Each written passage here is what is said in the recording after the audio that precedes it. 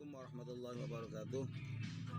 Para saudara-saudaraku satu iman, satu bangsa, satu negara, atau lebih luasnya saudara-saudaraku sebangsa dan setanah air, bahwa dalam hidup kita ini mesti harus sedikit bijaksana dalam berpikir.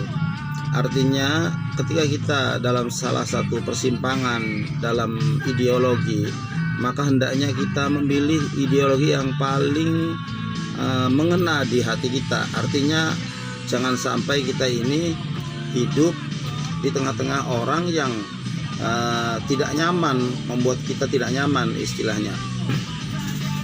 Karena tidak semuanya mayoritas itu bisa mendukung dengan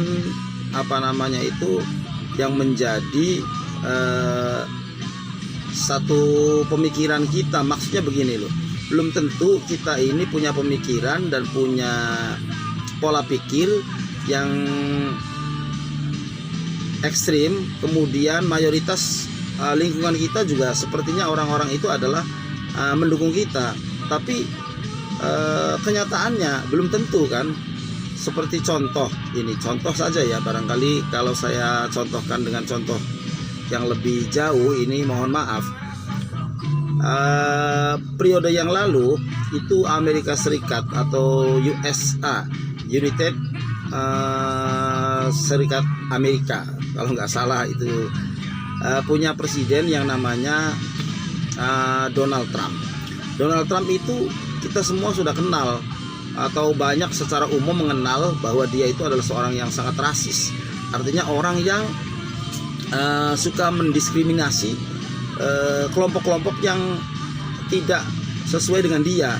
Seperti halnya dia rasis terhadap orang-orang yang berkulit hitam, kemudian juga dia rasis dengan orang-orang yang tidak seagama dengan dia gitu ya.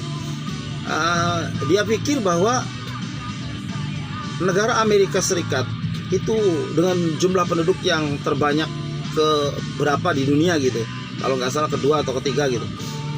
Kemudian dia bersikap rasis, dia merendahkan orang-orang berkulit hitam, sementara dia sendiri adalah orang yang berkulit putih, dan mayoritas daripada rakyat di Amerika Serikat itu adalah berkulit putih.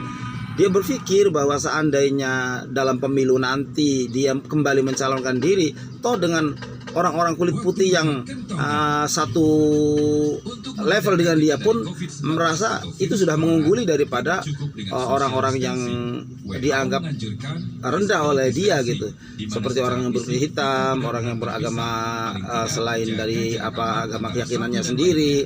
Tetapi kenyataannya bagaimana? Ketika terjadi pemilihan umum di Amerika Serikat, apa yang dia bayangkan itu salah. Jadi walaupun dia itu berkulit putih, kemudian orang Amerika Serikat itu mayoritas orang-orang berkulit putih, ternyata tidak semua orang yang berkulit putih itu satu ideologi dengan dia. Banyak juga orang-orang yang berkulit putih tetapi dia itu tidak rasis, artinya membenci orang-orang yang rasis gitu, sehingga otomatis ketika terjadi pemilihan umum dia pun dikalahkan oleh musuhnya yaitu Joe Biden. Ini artinya satu gambaran bahwa tidak semua orang-orang yang satu kelompok dengan kita itu mendukung kita gitu.